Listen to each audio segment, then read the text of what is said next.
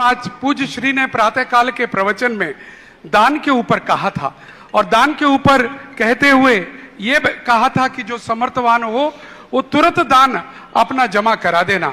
और अभी अभी ये एग्जाम्पल हमारे सामने आया है।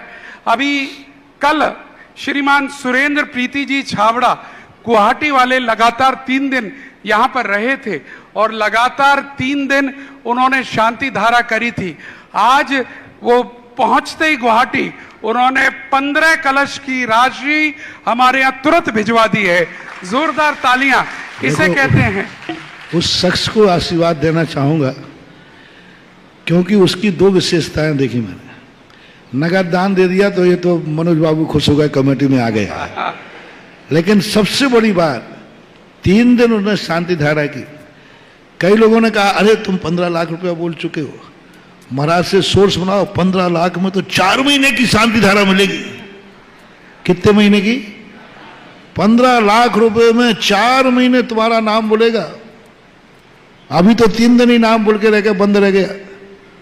और 15 लाख रुपए यदि आप ऐसे नहीं देखे, 15 लाख रुपया 4 महीने दे दो। उस शख्स ने कहा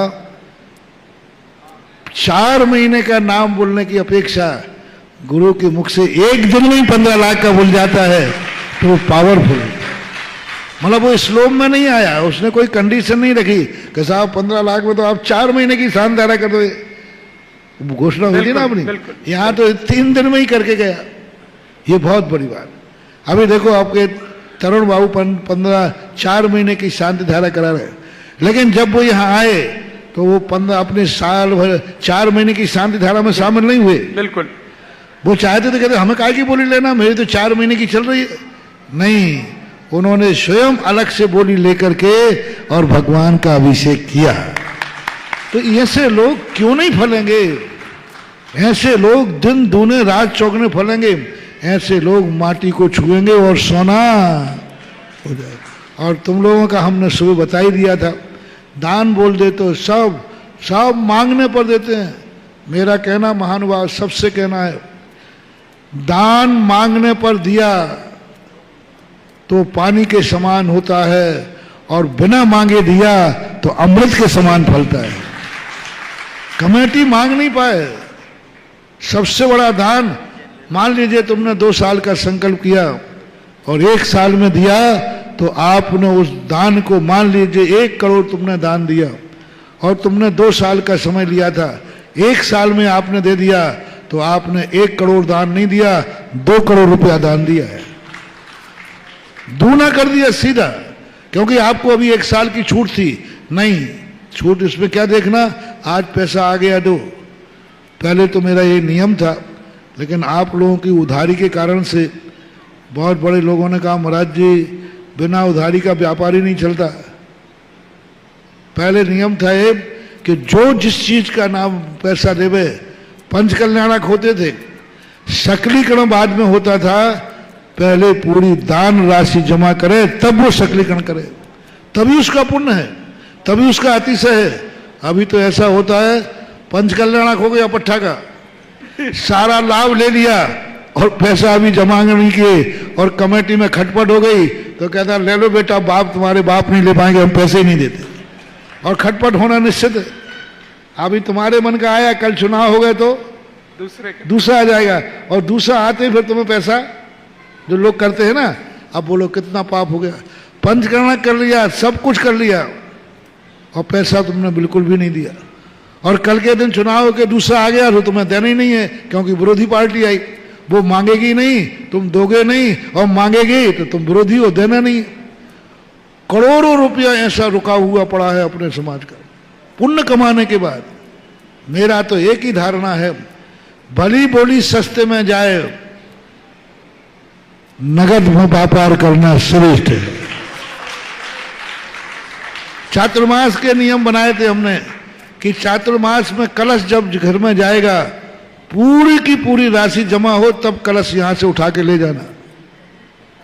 ब्याह और भीलवाड़ा आदि में चातुर्मास वहां तुरंत कलश, जब दिवाली के कलश उठेगा, जब पूरी राशि जमा करेगा तब ये कलश जाकर तुम्हारे यहां लक्ष्मी बन करके जाएगा। कलश के कहते अरे भाई चांदी का कलश चतुर्मार्ग का तुम्हारे घर में प्रवेश करेगा, क्या करेगा? कुछ नहीं होने वाला। यदि आपने जो दान बोला है वो दान जमा करके लेके जाओ, जितना तुमने बोला है अगली साल की बैलेंस शीट दिखा देना, पता नहीं कहां से कितना आ जाएगा, क्योंकि दे कर गए। कलश भी ले गया पट्टा, कई लोग तो ऐसे 2 लाख का कलश भी ले गया चांदी का, और उसमें 10-20 हजार के मावा मिष्ठान भरे थे वो और ले गया, और पैसा अभी तक नहीं दिए।